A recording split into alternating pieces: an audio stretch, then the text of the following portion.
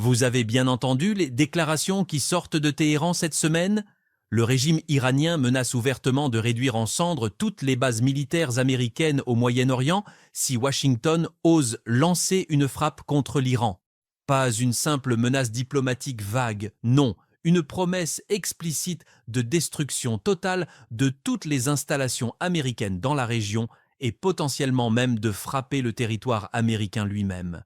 Pendant ce temps, les États-Unis déploient massivement des forces dans le golfe Persique, repositionnent un groupe aéronaval, transfèrent des bombardiers stratégiques, accumulent du matériel militaire comme s'ils se préparaient à une opération majeure.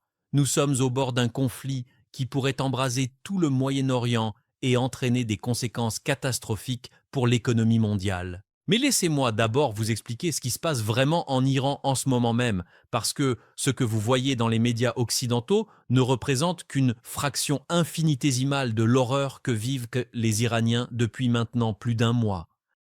Avant de commencer, j'aimerais vous demander de vous abonner à ma chaîne et de mettre un like pour que cette vidéo soit vue par le plus grand nombre de personnes possible. Malheureusement, c'est comme ça que fonctionnent les algorithmes de YouTube et je suis obligé de vous le demander. Tout cela m'aidera à produire encore plus de vidéos. Merci de votre compréhension et on continue.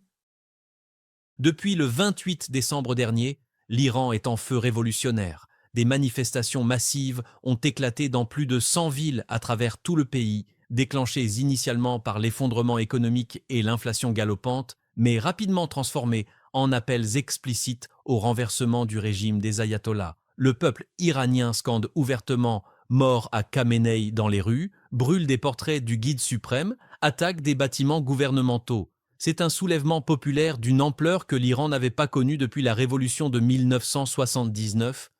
Les estimations du nombre de morts varient énormément parce que le régime cache systématiquement les cadavres, mais les organisations de droits de l'homme parlent d'au moins 2000 personnes tuées selon les sources les plus conservatrices, jusqu'à 20 000 selon d'autres estimations incluant les disparitions forcées.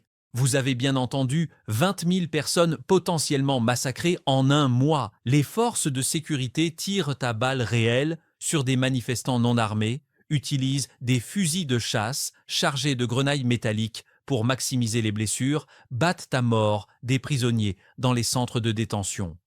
Plus de 24 669 personnes ont été arrêtées arbitrairement selon le dernier décompte. Le pouvoir judiciaire iranien a ordonné au procureur de ne montrer aucune clémence et d'accélérer les procès, ce qui signifie concrètement des exécutions de masse imminentes. Mais voici ce qui rend cette répression particulièrement orwellienne. Le régime a complètement coupé Internet à travers tout le pays depuis le 8 janvier. Vous avez bien entendu, l'Iran entier est en blackout numérique total depuis maintenant 2 semaines. Aucun accès à Internet fixe, les réseaux mobiles 4G et 5G désactivés partout, sauf dans quelques zones très limitées sous surveillance gouvernementale. Pourquoi ?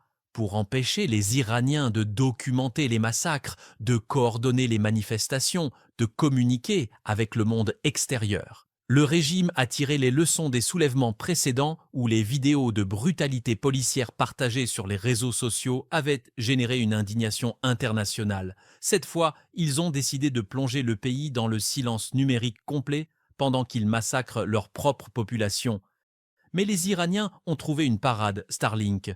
Des milliers de kits de connexion satellite Starlink d'Elon Musk ont été introduites clandestinement en Iran depuis les pays voisins. Ces antennes permettent de contourner complètement le contrôle gouvernemental d'Internet et de se connecter directement aux satellites en orbite. Et le régime est devenu absolument obsédé par la chasse à ces équipements. Les gardiens de la Révolution ont déployé des unités spéciales qui patrouillent les toits des immeubles avec des détecteurs de signaux radio pour localiser les antennes Starlink. Ils utilisent des drones équipés de capteurs électromagnétiques pour scanner les quartiers résidentiels. Toute personne prise en possession d'un terminal Starlink fait face à des accusations d'espionnage et de collaboration avec l'ennemi, passible de la peine de mort. Le ministre des Télécommunications a publiquement déclaré que l'utilisation de Starlink constituait un acte de guerre électronique contre la République islamique. Et il y a pire encore, des rapports non confirmés mais crédibles suggèrent que l'Iran a tenté de brouiller ou même de détruire des satellites Starlink en orbite basse au-dessus de son territoire. Des sources au sein du corps des gardiens de la révolution islamique auraient révélé que des installations de guerre électronique près de Téhéran et d'Ispahan ont été activées pour émettre des signaux de brouillage puissants, ciblant les fréquences utilisées par Starlink. Certains analystes militaires occidentaux pensent que l'Iran pourrait même avoir testé des armes anti-satellites cinétiques ou à énergie dirigée, bien que cela reste hautement spéculatif. Ce qui est certain, c'est que la connectivité Starlink en Iran est devenue extrêmement instable depuis début janvier, avec des interruptions fréquentes et des zones entières où le service ne fonctionne plus du tout. Elon Musk lui-même a tweeté cryptiquement que Starlink faisait face à des interférences hostiles au-dessus de l'Iran, sans donner plus de détails.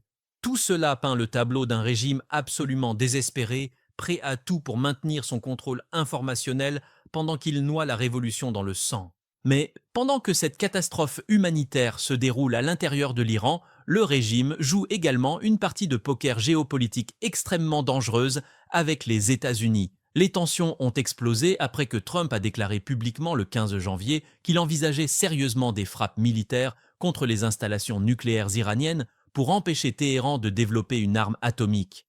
La réponse iranienne a été immédiate et glaçante. Le général Hossein Salami, commandant du corps des gardiens de la Révolution, a publié une déclaration affirmant que toute attaque américaine entraînerait la destruction complète de toutes les bases américaines au Moyen-Orient, incluant la base aérienne d'Al-Udeid au Qatar, qui abrite le quartier général du commandement central américain, la base navale de Bahreïn, qui héberge la 5e flotte, les installations militaires aux Émirats arabes unis, en Arabie saoudite, en Jordanie, en Irak. Salami a ajouté que l'Iran possédait des milliers de missiles balistiques et de croisières de précision capables de frapper simultanément toutes ces cibles, et que les défenses antimissiles américaines seraient complètement submergées par le volume de projectiles. Il a même évoqué la possibilité de frappe contre le territoire américain lui-même, bien que sans préciser comment, techniquement. Les analystes pensent qu'il faisait référence soit à des attaques par procuration via des groupes terroristes affiliés à l'Iran, soit à des frappes de missiles hypersoniques que l'Iran prétend avoir développées récemment, bien que leur existence ne soit pas confirmée de manière indépendante. Trump, de son côté, ne semble absolument pas impressionné par ces menaces. Le Pentagone a annoncé le 18 janvier le déploiement du groupe aéronaval USS Abraham Lincoln dans le golfe Persique, incluant le porte-avions lui-même, 3 destroyers lance-missiles Arleigh Burke, un croiseur lance-missiles Ticonderoga et un sous-marin d'attaque de classe Virginia. 6 bombardiers stratégiques B-52 Stratofortress ont été transférés de la base aérienne de Minot dans le Dakota du Nord vers la base d'Al-Udeid au Qatar. Des escadrons de chasseurs F-35 et F-15E Strike Eagle ont été positionnés en Arabie Saoudite et aux Émirats. Des batteries de défense antimissiles Patriot et Tchad supplémentaires ont été expédiées dans toute la région. C'est une accumulation de forces militaires américaines au Moyen-Orient que nous n'avions pas vue depuis l'invasion de l'Irak en 2003. Tous les signaux tactiques indiquent une préparation à une opération militaire majeure. Mais voilà ce qui est fascinant et terrifiant à la fois. Personne ne sait vraiment si Trump va effectivement donner l'ordre de frapper ou s'il se contente de faire une démonstration de force massive pour intimider le régime iranien et le forcer à des concessions. Il y a des arguments stratégiques solides pour les deux scénarios. D'un côté, détruire les installations nucléaires iraniennes résoudrait définitivement le problème de la prolifération nucléaire que 5 administrations américaines successives ont échoué à résoudre par la diplomatie. Cela éliminerait la principale menace existentielle que l'Iran représente pour Israël, le plus proche allié américain au Moyen-Orient.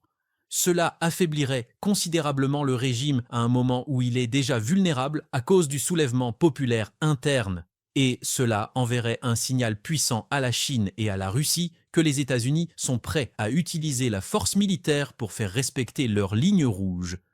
D'un autre côté, les conséquences d'une guerre avec l'Iran seraient catastrophiques. L'Iran n'est pas l'Irak ou la Libye, c'est un pays de 89 millions d'habitants avec une armée nombreuse et des capacités de représailles asymétriques massives. Si Téhéran ferme le détroit d'Ormuz par lequel transite 20% du pétrole mondial, les prix du brut exploseraient instantanément à $200 le baril ou plus, déclenchant une récession économique mondiale. Les groupes miliciens soutenus par l'Iran en Irak, en Syrie, au Liban, au Yémen, lanceraient simultanément des attaques contre les intérêts américains et israéliens partout au Moyen-Orient. Le Hezbollah libanais, qui possède plus de 150 000 roquettes et missiles selon les estimations israéliennes, pourrait noyer Israël sous un déluge de feu. Des cellules dormantes iraniennes pourraient commettre des attentats terroristes en Europe et potentiellement même aux États-Unis. Ce serait le début d'une guerre régionale totale dont personne ne peut prédire l'issue. Mon analyse personnelle est que Trump utilise cette accumulation militaire comme levier de négociation maximale. Il veut forcer le régime iranien à faire des concessions majeures, peut-être abandonner complètement son programme nucléaire, peut-être cesser son soutien aux milices régionales, peut-être même accepter un changement de régime négocié où les ayatollahs abandonneraient le pouvoir en échange de garanties de sécurité personnelle. C'est une stratégie de coercition par la menace de force écrasante. Mais le danger est que le régime iranien, acculé à la fois par la révolution interne et la pression militaire externe, pourrait décider qu'il n'a plus rien à perdre et lancer une attaque préventive pour déclencher le conflit selon ses propres termes, plutôt que d'attendre passivement d'être frappé. C'est le scénario classique de la guerre accidentelle déclenchée par la peur mutuelle et l'escalade incontrôlée. Les prochaines semaines vont être absolument cruciales. Soit Trump et le régime iranien trouvent une sortie diplomatique de cette impasse, soit nous assisterons au début du conflit le plus destructeur au Moyen-Orient depuis la Seconde Guerre mondiale. Et franchement, je ne sais pas quel scénario est le plus probable en ce moment.